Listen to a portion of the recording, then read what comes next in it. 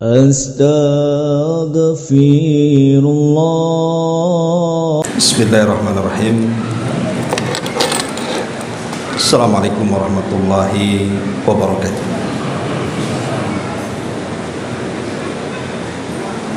Alhamdulillah wassalatu wassalamu ala Rasulillah wa ala alihi wa sahbihi wa mawalah wa la hawla wa la quwwata illa billahi wa ba'd. Alhamdulillah, segala puja dan puji hanya milik Allah subhanahu wa ta'ala. Salawat dan juga salam kita hadiahkan kepada Rasul kita Nabi besar Muhammad sallallahu alaihi wa ala alihi wasallam.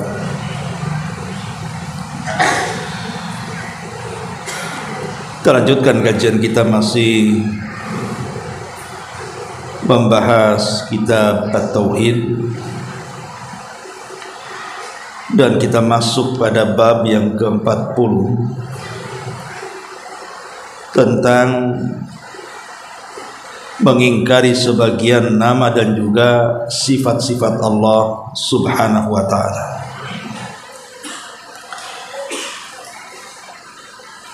Pengarang sebelumnya banyak membahas tentang penyimpangan tauhid dalam bab rububiyah dan yang paling banyak dalam bab uluhiyah. Maka dalam bab ini pengarang ingin menjelaskan tentang beberapa penyimpangan dalam bab nama dan juga sifat-sifat Allah subhanahu wa ta'ala. Karena kita tahu bahwa pembagian tauhid walaupun tidak ada dalil yang sharih di dalam Al-Quran dan juga Sunnah bahwa tauhid itu ada 3 macam, tetapi setelah adanya penelitian para ulama dengan seksama dan dengan sangat teliti tentang nas-nas Al-Quran dan juga hadis-hadis Nabi SAW, maka para ulama pun menyimpulkan bahwa tauhid itu tidak lepas dari 3 perkara. Pertama, membahas tentang rububiyah yang berkaitan dengan perbuatan-perbuatan Allah. Yang kedua, yang berkaitan dengan uluhiyah, yang berkaitan dengan peribadatan hamba kepada Allah subhanahu wa ta'ala. Dan yang ketiga, berkaitan dengan nama Allah subhanahu wa ta'ala dan juga sifat-sifatnya. Nah, dalam bab ini pengarang lebih fokus kepada penyimpangan dalam bab nama dan sifat bagi Allah azza wa jalla. Baik, kita akan baca beberapa dalil yang dicantumkan pengarang di sini. Pertama, disebutkan dalam surah Ar-Ra'd ayat 30. Wa hum yakfuruna birrahman qul huwa rabbi la ilaha illahu alaihi tawakkaltu wa ilaihi matab. Dan mereka, maksudnya orang-orang kafir Quraisy, sangat ingkar kepada Ar-Rahman, Zat yang Maha Pengasih. Maka katakanlah, Dia Ar-Rahman adalah Tuhanku, tidak ada sesembahan yang berhak disembah selain Dia. Hanya kepadanya aku bertawakal dan hanya kepadanya aku bertobat. Dalam ayat ini Allah subhanahu wa ta'ala menyebutkan tentang sifat-sifat orang kafir. Mereka mengingkari nama-nama Allah subhanahu wa ta'ala, terutama Ar-Rahman. Kemudian diriwayatkan dalam Sahih Bukhari bahwa Ali bin Abi Thalib radhiyallahu an berkata, "Hadditsun nasa bima ya'rifuna aturiduna an yukadziballaha wa rasulah. Berbicaralah kepada manusia dengan apa yang mereka pahami. Apakah kalian menghendaki Allah dan Rasulnya didustakan? Kemudian kata Syekh Muhammad ibn Abdul Wahab, Abdul Razak meriwayatkan dari Ma'mar, dari Ibnu Tawus, dari bapaknya dari Ibnu Abbas, bahwa dia melihat seseorang terkejut ketika mendengar hadis Nabi SAW yang berkenaan dengan sifat-sifat Allah. Karena merasa keberatan dengan hal tersebut, maka Ibnu Abbas berkata, ma farqu haula yajiduna riqqatan inda muhkamihi wa yahlikuna inda mutasyabihi. Apa yang dikhawatirkan oleh mereka? Mereka mendengar, mereka mau mendengar dan menerima ketika dibacakan ayat-ayat yang jelas, tetapi mereka keberatan untuk menerima ketika dibacakan ayat-ayat yang mutasyabih, ayat-ayat yang sulit dipahami. Lah orang-orang Quraisy ketika mendengar Nabi SAW menyebut kalimat Rahman, mereka mengingkarinya. Maka terhadap itu Allah firmankan kepada mereka, wa hum yakfuruna birrahman, dan mereka kafir atau ingkar terhadap Ar-Rahman. Baik, ma'asyiral muslimin wal muslimat rahimani wa rahimakumullah.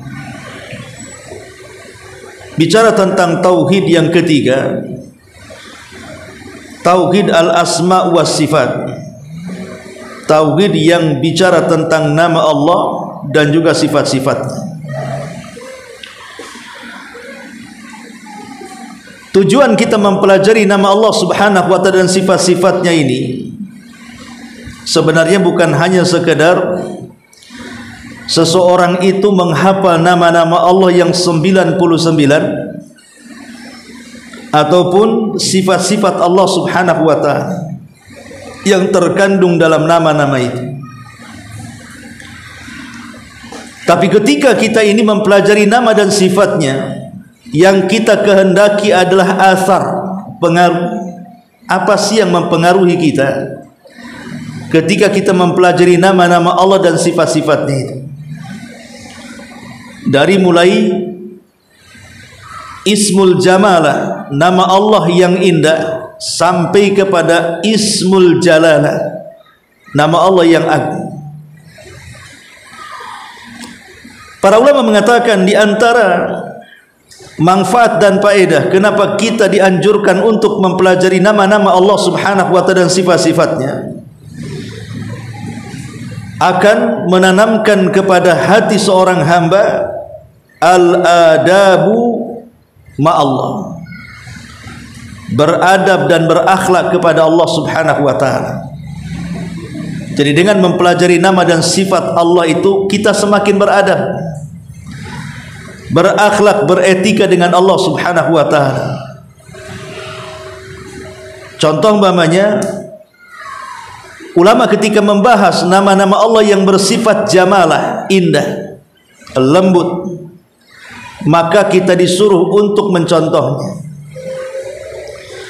Tetapi para ulama mengatakan, kalau kita berhadapan dengan nama Allah Subhanahu wa ta'ala yang bersifat jalalah, penuh dengan kebesaran dan keagungan, maka kita disuruh mencontoh kebalikan daripada nama itu.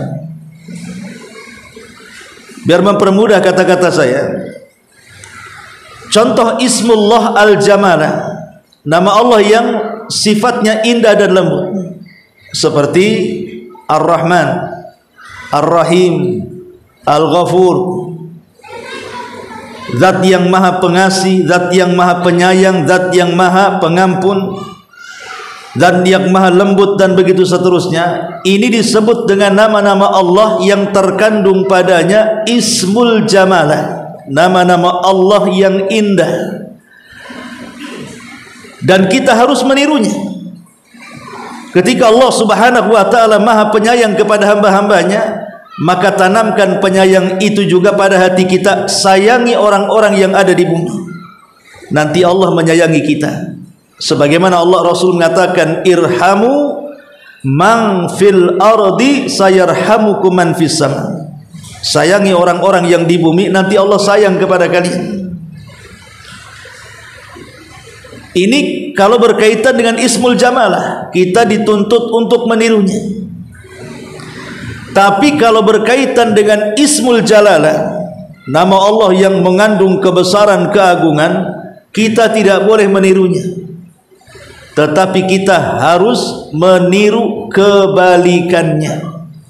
Contoh umpamanya Al-Khaliq, Ar-Rabb, Al-Mutakabbir. Al-Khaliq, zat yang menciptakan, Ar-Rabb, zat yang memelihara, ataupun Al-Mutakabbir, zat yang maha sombong. Kita tidak boleh meniru, tapi kita harus meniru kebalikannya. Seperti Allah Al-Mutakabbir, zat yang maha sombong, kita tidak boleh sombong, tapi tirulah kebalikan daripada sifat itu. Kebalikan daripada sombong, rendah diri, rendah hati. Maka kita harus meniru kebalikannya. Sehingga dengan mengenal ini nama Allah yang bersifat jamalah, ini nama Allah yang bersifat jalalah, maka di situ makin beradab kita dengan Allah Subhanahu wa ta'ala. Ini yang pertama. Kemudian yang kedua, mengenal nama-nama Allah Subhanahu wa ta'ala dan sifat-sifatnya, itu makin menanamkan khauful abdi min rabbih wa muraqabatuhu lahu azza wa jalla. Semakin tertanam perasaan takut seorang hamba kepada Rabbnya, dan perasaan merasa diawasi oleh Allah Subhanahu wa ta'ala. Jadi semakin dalam kita mempelajari nama-nama Allah dan juga sifat-sifatnya, maka semakin takut hati kita kepada Allah Subhanahu wa ta'ala.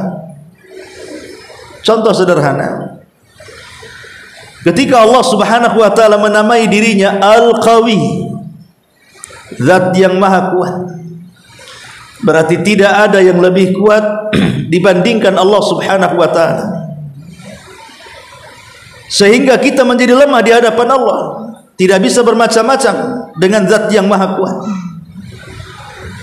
Ketika Allah mengatakan dirinya Al-Ghani, zat yang maha kaya, berarti kita ini fakir dan berhajat kepada Allah Subhanahu wa ta'ala. Ketika Allah menamakan dirinya Al-Kabir, zat yang maha besar, berarti kita kecil di hadapan Allah Subhanahu wa ta'ala. Lah ketika kita memahami kandungan nama-nama Allah Subhanahu wa ta'ala, maka semakin tertanam sifat takut kita. Takut kalau seandainya dengan kekuatannya Allah mengazab kita.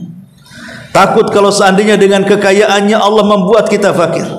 Takut kalau seandainya dengan kebesarannya Allah hinakan kita sehingga menjadi kecil. Maka tertanamlah al-khawfu min rabbi, sifat takut dan merasa diawasi oleh Allah Subhanahu wa ta'ala. Karena kita tahu Allah itu al-basir, maha mendengar, maha melihat, berarti kita senantiasa dilihat Allah. Kita yakin Allah itu as-sami, maha mendengar, berarti semua ucapan kita didengar Allah. Maka tertanam sifat muraqabah juga, merasa diawasi oleh Allah Subhanahu wa ta'ala. Kemudian juga yang ketiga, ketika kita semakin dalam mempelajari nama dan sifatnya, maka kita semakin iftiqarul abdi ilaih, hajatnya hamba kepada Allah Azza wa Jal itu luar biasa. Jadi semakin dalam mempelajari nama Allah, berarti kita semakin berhajat dengan Allah. Ketika kita yakin Allah itu Ar-Razzaq, zat yang maha memberikan rizki, berarti rizki kita itu di tangan Allah. Kalau rizki kita di tangan Allah, mau minta sama siapa kita rizki ini? Kalau bukan kepada Allah, maka tumbuhlah perasaan berhajat dan butuh dengan Allah Subhanahu wa ta'ala. Ketika kemudian kita ini dizalimi, umpamanya kita dizalimi, disakiti, difitnah, sementara yang menzalimi, yang menyakiti, yang memfitnah, yang membuli dan yang semacamnya itu jauh lebih kuat dibandingkan kita. Kita tidak bisa melawan mereka, karena boleh juga mereka mungkin lebih kaya, lebih tinggi pangkat, jabatan dan kedudukannya. Kita hanya jadi korban perbuatan zalim mereka. Tapi dengan meyakini Allah itu qawi, al-qawi, zat yang maha kuat, maka kita tinggal minta kepada Allah, ya Allah, engkau ini zat yang maha kuat, sementara aku lemah, sementara orang yang menyakitiku mereka lebih kuat daripada aku, tunjukkan kekuatan. Jadi kalau kita paham dengan nama-nama Allah Subhanahu wa taala, maka kita makin merasa fakir dan sangat berhajat dengan Allah Subhanahu wa taala. Kemudian yang keempat, di antara pengaruh mempelajari nama-nama Allah dan sifatnya adalah as-siqatu billahi fil masaibi wal alam. Fa inna man arafa Allah bi asma'ihi wa sifatihi zadat thiqatuhu bihi. Dengan mempelajari nama-nama dan sifat bagi Allah Subhanahu wa taala, maka akan menanamkan kepercayaan tinggi kepada Allah, terutama saat-saat kena musibah, dan saat-saat kena bencana, dan saat-saat kena ujian. Kita makin yakin dengan Allah Subhanahu wa taala, karena siapapun yang mengenal Allah dengan nama-namanya dan sifat-sifatnya, maka secara otomatis bertambah keyakinannya kepada Allah Subhanahu wa taala, bertambah kesabarannya, bertambah ketakwaannya. Karena kalau seandainya kita dapat musibah, bukankah musibah ini datang dari Allah Subhanahu wa taala? Tidak mungkin zat yang maha rahman, zat yang maha rahim, yang memiliki sifat rahmat kasih sayang, menimpakan musibah dalam rangka untuk menyakiti hamba-hambanya, menzalimi hamba-hambanya. Pasti zat yang maha ar-rahman ar-rahim, yang memiliki sifat rahmat, tidak mungkin memberikan ujian kepada kita kecuali kita sanggup menghadapinya, dan tidak mungkin juga menimpakan ujian kecuali disesuaikan dengan kadar imannya. Dan boleh jadi tujuan Allah memberikan ujian itu boleh jadi dalam rangka mengangkat derajatnya, menghapus kesalahannya, atau boleh jadi menegur kesalahan-kesalahannya, dan begitu seterusnya. Maka tertanam as-siqatu billah, keyakinan yang kuat kepada Allah Subhanahu wa taala.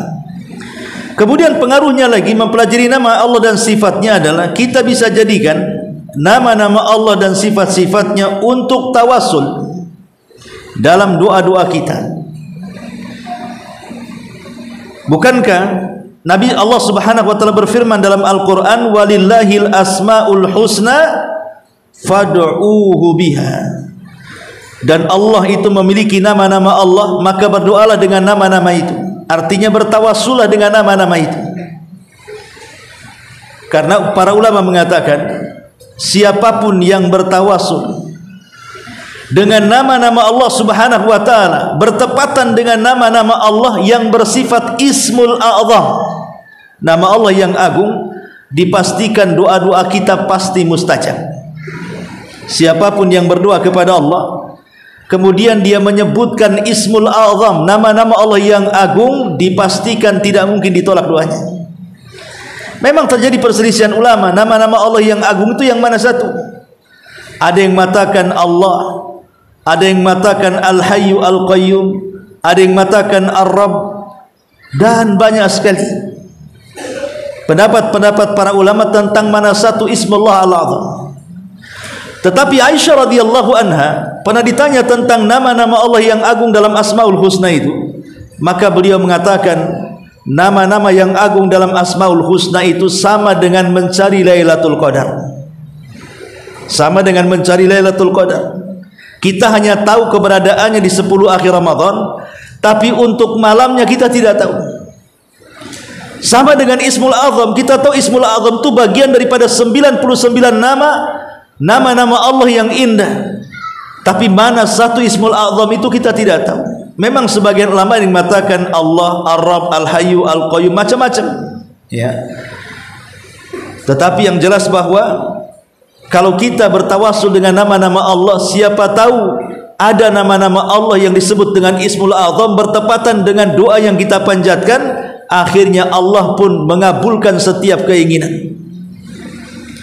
Ma'asyiral muslimin yang dimuliakan Allah Subhanahu wa taala. Jadi nama-nama Allah itu bisa digunakan tawassul, tentu sesuai dengan hajat kita. Kalau kita umpamanya ingin rizki dan meminta rizki, ya perbanyak kalimat ya Razak, ya Razak, ya Razak, ya Razak. Kalau kita banyak dosa ingin minta ampun, ya perbanyak ya Ghaffar, ya Ghaffar, ya Ghaffar, ya Ghaffar. Kalau kita dizalimi orang dan supaya Allah kemudian membalaskan kezaliman orang yang kita tidak sanggup membalasnya, ya kita katakan ya Qawi, ya Qawi, ya Qawi, dan begitu seterusnya. Sebutkan nama-nama Allah sesuai dengan hajat kita.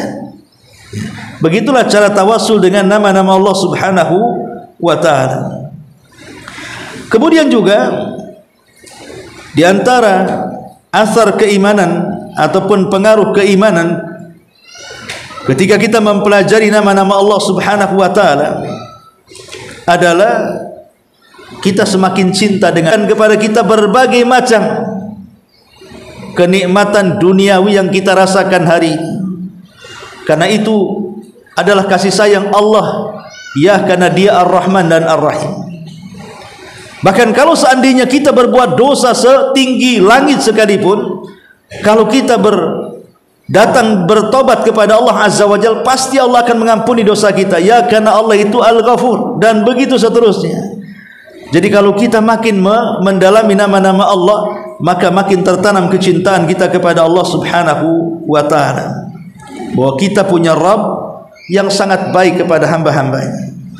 Kemudian juga di antara pengaruhnya adalah asyauqu ilallah, semakin menanamkan kerinduan kita kepada Allah Subhanahu wa taala, semakin ingin berjumpa dengan Allah Subhanahu wa taala. Bahkan lebih daripada itu, makin dalam mempelajari nama-nama Allah Subhanahu wa taala dan sifat-sifatnya, maka semakin bahagia. Al-faraghu billah, bahagia dengan Allah. Was-sururu bihi, dan semakin senang kita dengan Allah Subhanahu wa taala. Bahkan semakin kita mempelajari nama dan sifat bagi Allah, maka Allah akan berikan hayatul qulub, la takunu illa bi ma'rifati allamil ghuyub. Maka Allah akan berikan kehidupan kepada hati kita. Hati kita tidak akan mati, seolah-olah ada harapan terus dalam hati kita, dan itu merangsang kesemangatan hidup dibandingkan orang yang tidak punya cita-cita dan harapan. Bahkan lebih daripada itu, tertanam sifat ridha dan kekhusyuan kepada Allah Subhanahu wa taala. Dan banyak lagi yang disebutkan para ulama tentang asar imaniyah, pengaruh-pengaruh iman ketika kita mempelajari nama dan sifat-sifat bagi Allah Subhanahu wa taala. Ma'asyiral muslimin yang dimuliakan Allah Azza wa Jalla. Tapi dalam bab ini pengarang bukan hendak berbicara soal pengaruh keimanan, tapi bicara soal penyimpangan. Penyimpangan dalam bab nama dan sifat bagi Allah Subhanahu wa taala saya ringkas menjadi 5. Ya. Pertama, memberi nama Allah Subhanahu wa taala atau memberi nama berhala-berhala dengan nama-nama Allah Subhanahu wa taala. Seperti orang-orang jahiliyah, mereka memberi nama berhala-berhala itu dengan nama-nama Allah Subhanahu wa taala. Mereka beri nama patung dengan sebutan Uzza, padahal Uzza itu dari Al-Aziz. Mereka beri nama patung-patung mereka dengan Lata. Lata itu kalimat dari kalimat Al-Ilah. Atau mereka memberi nama patung-patung mereka dengan sebutan Manat, padahal Manat itu diambil dari kata Mannan. Mannan itu nama di antara nama-nama Allah. Jadi orang-orang jahiliyah ketika memberikan nama-nama berhala mereka, diberikan nama-nama yang seharusnya untuk Allah Subhanahu wa taala. Maka ini kesalahan dalam bab nama dan sifat bagi Allah Subhanahu wa taala, memberi nama berhala dengan nama-nama Allah Subhanahu wa taala. Yang kedua, tasmiyatuhu subhanahu wa ta'ala bima la yaliku bihi, memberi nama Allah dengan nama yang tidak layak disematkan kepada Allah Subhanahu wa ta'ala.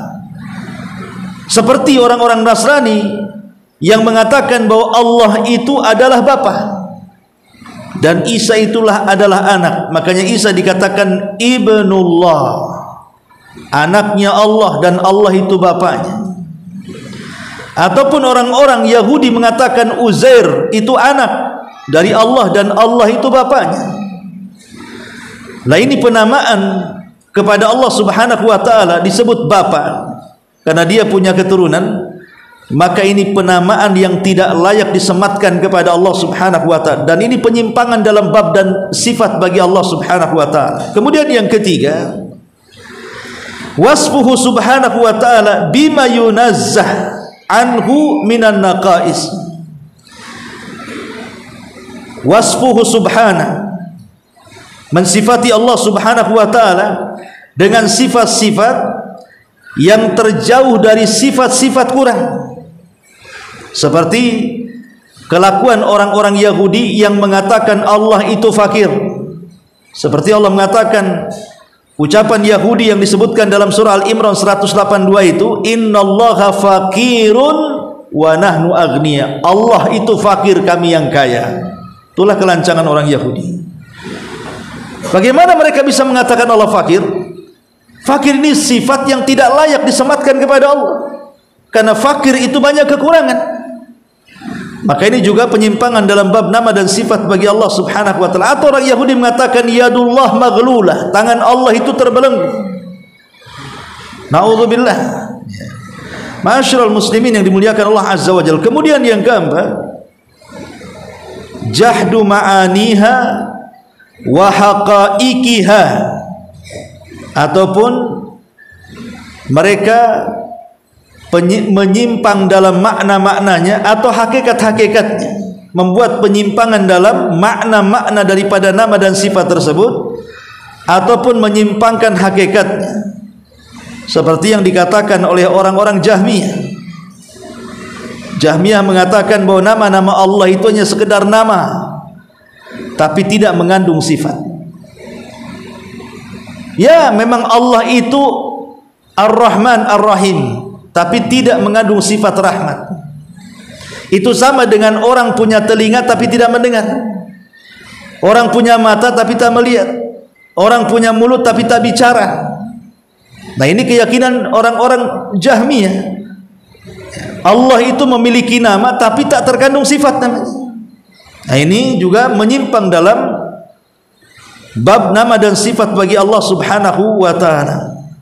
Atau yang terakhir, yang kelima, tashbihu sifatihi bi sifati khalqihi, menyerupakan sifat-sifatnya dengan sifat Allah, menyerupakan sifat Allah dengan sifat-sifat makhluknya, seperti tangan Allah sama dengan tangan manusia, kemudian turunnya Allah dari langit seperti turunnya manusia. Maka orang-orang yang tashbih menyerupakan seperti ini disebut musyabbihah. Maka ini juga bagian daripada penyimpangan-penyimpangan di dalam nama dan sifat bagi Allah Subhanahu wa ta'ala. Ma'asyiral muslimin wal muslimat rahimani wa rahimakumullah. Ketika manusia menyimpang dalam bab nama dan sifat bagi Allah Subhanahu wa ta'ala, tentu akan memiliki pengaruh yang tidak baik. Akan memiliki pengaruh yang tidak baik. Di antara pengaruhnya, maka mereka akan lalai dengan Allah Subhanahu wa ta'ala. Ketika mereka menyimpang dari bab nama dan sifat bagi Allah, secara otomatis mereka akan lalai di dalam menyembah Allah Subhanahu wa ta'ala. Jadi lalai. Kemudian yang kedua, akan menimbulkan banyak penyimpangan di dalam tauhid. Ketika mereka salah dalam bab nama dan sifat bagi Allah, maka akan terjadi penyimpangan dalam bab tauhid, dan itu sudah banyak terjadi. Seperti kenapa orang-orang Khawarij mereka menyimpang, karena mereka hanya mendahulukan nama-nama Allah Subhanahu wa ta'ala yang sangat menakutkan, sementara nama-nama Allah yang penuh dengan harapan mereka lupakan. sehingga akhirnya kemudian mencetuskan sebuah pemahaman bahwa para pelaku dosa besar itu kafir di dunia, kalau masuk neraka tidak akan keluar dari neraka. Ini akibat dari penyimpangan terhadap nama dan sifat bagi Allah Subhanahu wa ta'ala. Belum lagi kelompok yang disebut dengan Qadariyah.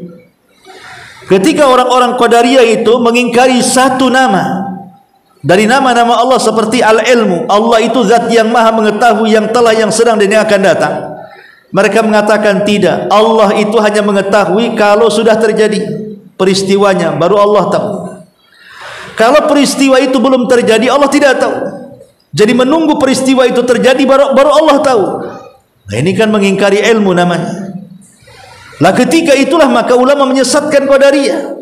Sampai-sampai Nabi SAW mengatakan bahwa Qadariyah itu majusinya umat ini.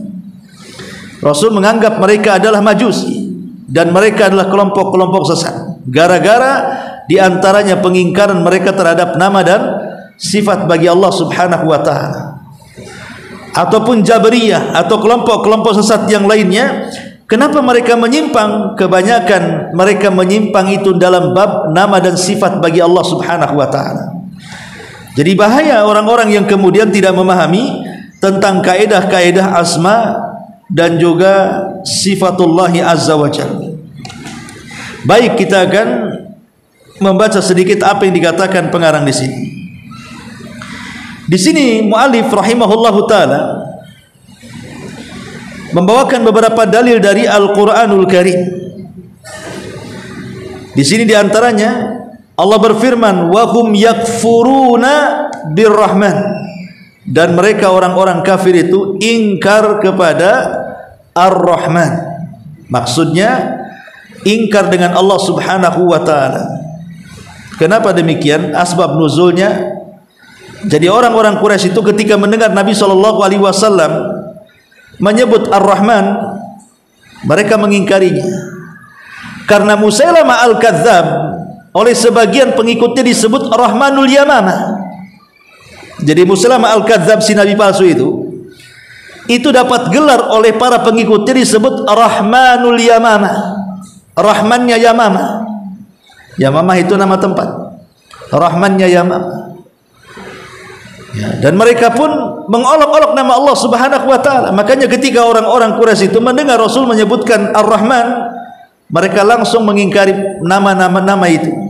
Makanya ketika mereka mengingkari nama itu disebut Nabi, kemudian Allah Subhanahu wa ta'ala firmankan untuk mereka, wahum yakfuruna birrahman, dan mereka pun ingkar atau kafir terhadap nama Allah Subhanahu wa ta'ala Ar-Rahman, dan mengingkari satu nama dari 99 nama-nama Allah Subhanahu wa ta'ala sama dengan mengingkari semua nama. Satu saja nama Allah diingkari, maka sama dengan mengingkari semua nama. Sama dengan Quran, satu ayat saja diingkari, maka sama dengan mengingkari semua ayat dalam Quran. Sama dengan Nabi, satu Nabi saja diingkari, maka sama dengan mengingkari semua Nabi dan Rasul. Maka begitu juga ketika kita mengingkari nama dari nama-nama Allah, satu saja diingkari berarti kita mengingkari semua nama. Kita ingkari satu Ar-Rahman atau Ar-Rahim, maka kita sudah mengingkari semua nama. Makanya Allah mengatakan dalam Al-Baqarah 85, afatu'minuna bi ba'dil kitab wa takfuruna bi ba'd. Apakah kamu beriman kepada sebagian kitab dan ingkar kepada sebagian yang lainnya? Ma'asyiral muslimin yang dimuliakan Allah Subhanahu wa ta'ala, ada juga keterangan para ulama tentang penyimpangan terhadap nama-nama Allah. Di antaranya adalah mengingkari salah satu dari nama-nama Allah tersebut, atau mengingkari sifat, salah satu sifat dari sifat-sifat Allah Subhanahu wa ta'ala. Kemudian yang kedua, menjadikan sifat yang dikandung nama-nama tersebut menyerupai sifat-sifat makhluk. Kemudian yang ketiga, mengambil nama-nama tersebut kemudian diingkari makna dan hakikatnya. Ini juga disebutkan oleh para ulama di antara tambahan dari penyimpangan terhadap nama-nama Allah Subhanahu wa taala. Kita tahu bahwa kalau bicara tentang nama-nama Allah Subhanahu wa taala, nama-nama Allah itu kan ada yang sifatnya tidak boleh disematkan kepada makhluk kecuali hanya kepada Allah Subhanahu wa taala saja. Contoh umpamanya Allah, Ar-Rabb, Al-Khaliq dan beberapa nama Al-Mutakabbir. Itu tidak boleh disematkan kecuali kepada Allah. Makanya dulu ada seorang mutanabbi, seorang ahli syair namanya Mutanabbi. Dia seorang penyair. Dikafirkan semua para ulama. Kenapa? Karena ketika dia punya anak dikasih nama Allah. Anaknya dikasih nama Allah. Maka dikafirkan oleh para ulama. Maka tidak boleh kita ini memberi nama anak kita dengan nama yang khusus tidak boleh diberikan kecuali kepada Allah. Seperti kalimat Allah, tidak boleh kita kasih nama siapa nama anakmu Allah, kafir antum. Karena nama itu khusus bagi Allah Subhanahu wa taala. Yang kedua, ada nama Allah itu yang bersyirikat dengan Allah Subhanahu wa taala. Boleh kita memberi nama terhadap makhluknya karena nama ini bersyirikat.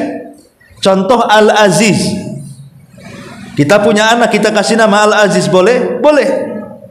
Karena nama Al-Aziz itu nama yang bersyirikat.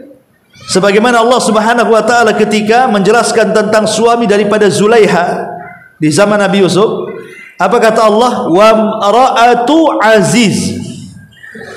Berarti aziz ini juga nama yang berserikat antara Allah dan hambanya. Boleh kita katakan Al-Aziz walaupun tanpa kalimat abdu. Kalau ada kalimat abdu, Allah pun boleh. Abdullah, Abdurrahman, itu enggak ada perselisihan kan itu ya. Ini tanpa kalimat abdu. Kemudian yang ketiga, ada nama-nama Allah itu yang ada nama-nama yang bukan nama-nama Allah, tapi terkandung kepadanya sifat-sifat yang tidak boleh diberikan kecuali kepada Allah. Memang nama-nama itu bukan nama Allah, tetapi di dalam nama itu ada sifat, terkandung sifat yang sifat ini tidak bisa diberikan kecuali kepada Allah. Contoh umpamanya Malikul Muluk, rajanya para raja, raja di raja, rajanya para raja. Ahkamul Hakimin, hakimnya para hakim. Itu tidak boleh diberikan kecuali kepada Allah. Memang itu bukan nama Allah. Ya, Malikul Muluk bukan nama Allah, tetapi karena di dalamnya terkandung sifat yang tidak boleh diberikan kecuali kepada Allah, maka nama itu tidak berhak diberikan kepada hamba. Rajanya para raja, nggak boleh. Siapa rajanya para raja? Ya Allah lah rajanya para raja, kan itu ya. Makhluk bukan rajanya para raja. Yang rajanya para raja ya memang Allah Subhanahu wa taala. Terkandung sifat yang tidak boleh disematkan kecuali kepada Allah. Berarti kalau ada nama, walaupun mungkin itu bukan nama Allah, tapi kalau terkandung sifat yang tidak boleh diberikan kecuali kepada Allah, maka tidak boleh disematkan kecuali kepada Allah Subhanahu wa taala. Jadi ada 3 poin di sini. Ada nama Allah yang khusus bagi Allah, ada nama Allah yang berserikat antara Allah dengan makhluknya, ada sesuatu yang boleh jadi itu bukan bagian daripada nama Allah tapi terkandung sifat-sifat yang memang sifat itu tidak layak disematkan kecuali kepada Allah Subhanahu wa taala. Ma'asyiral muslimin wal muslimat rahimani wa rahimakumullah. Dari sini kita tahu bahayanya menyimpang dalam bab nama dan sifat bagi Allah Subhanahu wa taala. Karena bagaimanapun kalau kita bercerita tentang nama dan sifat bagi Allah, nama dan sifat bagi Allah adalah madarul iman. Madar al-iman, sumber daripada iman kita. Makin kuat pengenalan kita dengan nama-nama Allah dan sifatnya, makin kuat keimanan kita kepada Allah Subhanahu wa taala. Karena semakin kenal kan, kalau antum ketemu saya, antum tidak kenal nama saya, nggak kenal kunyah saya, nggak kenal juga watak dan sifat saya, kenal begitu saja. Maka ada peribahasa, seseorang tak kenal maka tak sayang, kan begitu. Tapi kalau seandainya antum kenal saya, oh saya kenal tuh nama aslinya si Anu, kunyahnya si Anu, saya tahu juga karakter dia karena saya sudah lama bersama dia, dia orangnya begini, maka kita makin sayang karena tahu siapa dia. Kepada makhluk saja seperti itu, apalagi kepada Allah Subhanahu wa taala. Zat yang kita sembah itu kan sesuatu yang yakin. Kita tidak boleh menyembah kecuali dengan keyakinan. Dan keyakinan itu tumbuh setelah kita melakukan pengenalan, dan tidak mungkin mengenal Allah Subhanahu wa taala kecuali dengan mempelajari nama dan sifat-sifatnya. Maka nama dan sifat bagi Allah itu madarul iman. Dia adalah sumber daripada keimanan kita. Bertambah dan tidaknya iman ditentukan pengenalan kita terhadap nama-nama Allah dan sifatnya. Yang kedua juga, nama-nama Allah dan sifat-sifatnya adalah rukun daripada rukun-rukun tauhid. Rukun daripada rukun-rukun tauhid. Kalau kita tidak kenal, berarti kita tidak bertauhid. Kalau orang hanya meyakini uluhiyah dan rububiyah, tapi dia tidak tahu asma wa sifat, belum dikatakan muwahhid, belum dikatakan ahli tauhid, karena dia bagian daripada rukun. Bagaimana kita akan meyakini Allah sebagai Rabb, kemudian juga kita menyembah Allah sebagai Rabb, menggabungkan rububiyah dan uluhiyah, kalau kita enggak yakin dengan nama dan sifatnya? Makanya karena nama-nama Allah dan sifatnya adalah satu di antara rukun tauhid, berarti belum dikatakan muwahhid ahli tauhid kalau hanya beriman dengan rububiyah dan uluhiyah sementara dia mengingkari nama dan sifat bagi Allah Subhanahu wa taala.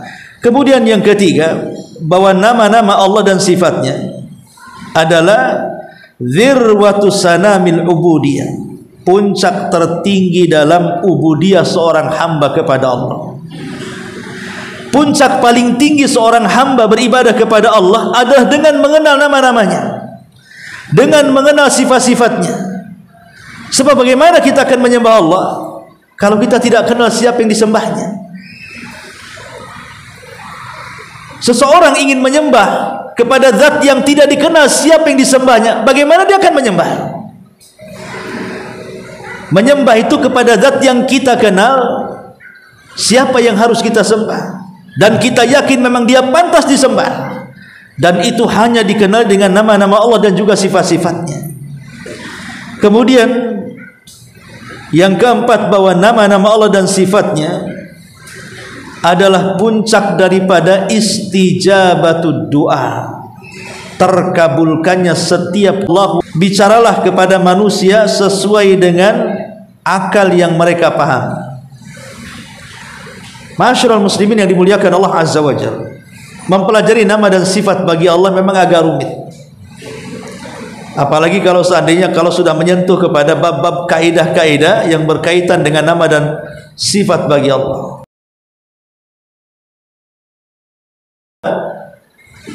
Talabul ilm, mempelajari tauhid rububiyah dulu, kemudian uluhiyah dulu, baru kepada asma wa sifat.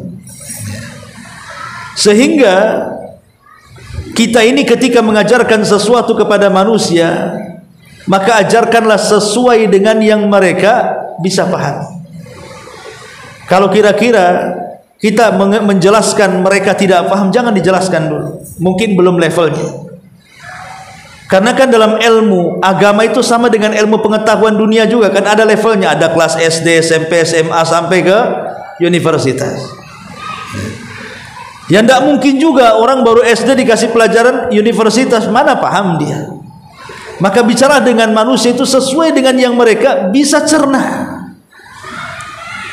Lah ahli sunnah wal jamaah ketika menjelaskan tentang nama-nama Allah dan sifatnya itu lebih mudah dicerna. Kenapa? Karena cukup menetapkan apa yang Allah tetapkan.